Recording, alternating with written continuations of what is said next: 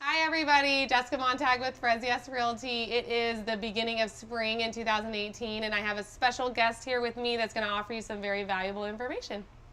Hi, I'm Candace McWhorter and I'm a certified senior escrow officer with First American Title Company. I'm here to tell you a little bit about what escrow does.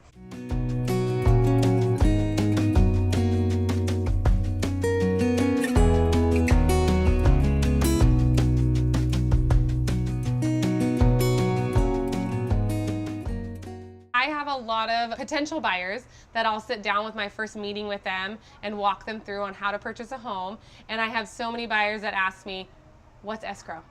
And so for you and me, I mean, it's obvious, but to the everyday person, especially a first-time home buyer, they don't know what it is. So could you talk a little bit about what is escrow? Sure. I like to think of escrow as the eye in the storm. So we're in the middle. We work hand in hand with the realtors, the lenders, the buyers, the sellers, and we pull all that information in together to help effect a smooth and successful closing. We're known as the neutral third party.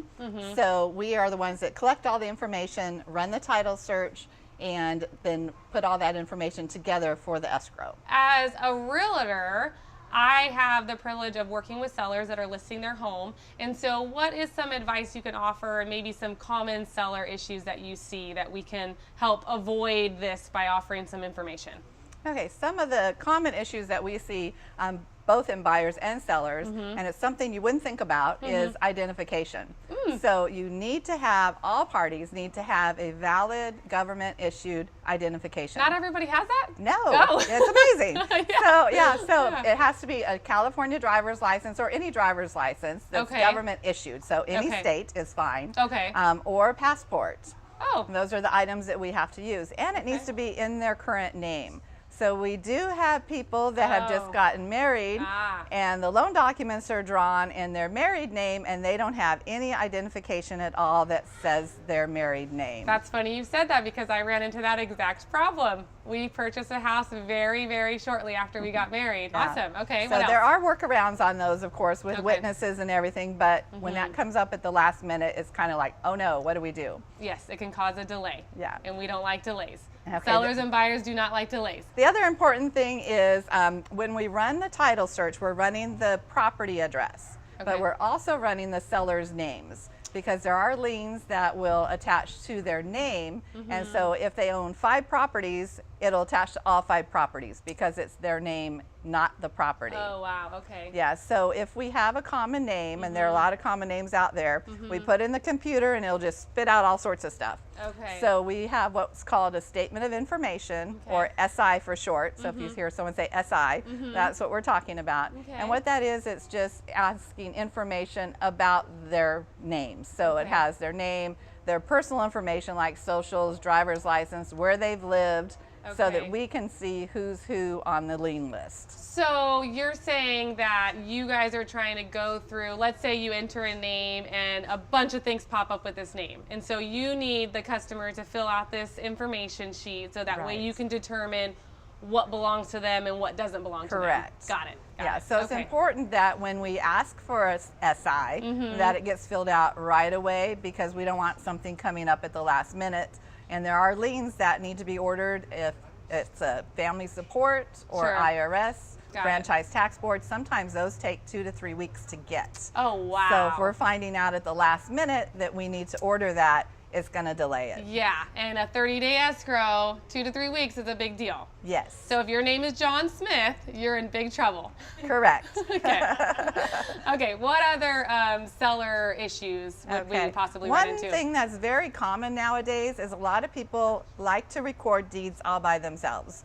So we'll pull a prelim, and there's been transfers back and forth between individuals 3 or 4 times without a title company involved. Ah, And so they thought, oh, we'll put my daughter on, or then, oh, maybe we'll take her off. And as soon as somebody comes on to title, that person, any liens that would belong to that person now belong to that property too. Oh, gotcha. And so what we do is we call those uninsured deeds. And so because the title company did not insure that deed, we have to check the validity of the deed to make sure that that person really signed that deed and that they wow. really meant to transfer the property. Oh, wow. So if we come up with a bunch of those, we have to contact the party that signed the deed, and they have to sign an affidavit for us that says, yes, they did intend to sign that deed and they meant to transfer the property. Gotcha, gotcha. And so this is, I didn't even know people can do that without a title company. Yes. Really? Wow. So stop doing that. Yeah. So If anybody, that's you, stop doing it. So anybody can record a deed on their own, and it doesn't mean that it's valid. And we always have to check the validity. Got it. Got it. Okay. Okay. Great. Any other seller possible things we can run into that we could avoid somehow? No, mainly at this point it's in with the buyers. Okay. So Okay. yeah, so once the escrow's going and it's time for money. I think I did a little clip, check my other YouTube videos, but I think I did do a clip with a personal experience. I tried to say neutral, but the buyers did not have the funds in time. So tell us more about that. Okay, first of all, they have to make sure that they're getting their money from an account that their lender, if they're getting a loan, has verified. They can't put in money from somebody else's account, otherwise the lender has to trace where that money's coming from. Got it. And then when we get down to closing, we have to have good funds for closing. Okay. So good funds are considered either a wire transfer or a cashier's check. Okay. We can't take personal checks or money orders or even official checks from credit unions. Got There are it. a lot of credit unions that will give an official check, but that's not considered a cashier's check. Oh, So interesting. yeah, and Okay. those we have to wait for them to clear if that's the funds they're going to give us. So Okay. we always tell buyers, wires please, because wires are same day availability. I can spend it the same day I get it. If I get a cashier's check, I have to put it in the bank first and then I can spend it the next day. Got it. And then credit unions are even longer than that. Right, so Okay. credit unions, you'll want to do a wire. Also, when the buyers are going to take title to the property, they do need to know how they want to hold title to the property. So it's not something that we can advise how to take title. We can give them a form that says these are your choices, which are joint tenants, community property, and a few other choices. So that's what they'll need to find That out sounds up complicated. front. And so Yeah. we usually will tell them, yeah, these are your choices. This is what that means to you.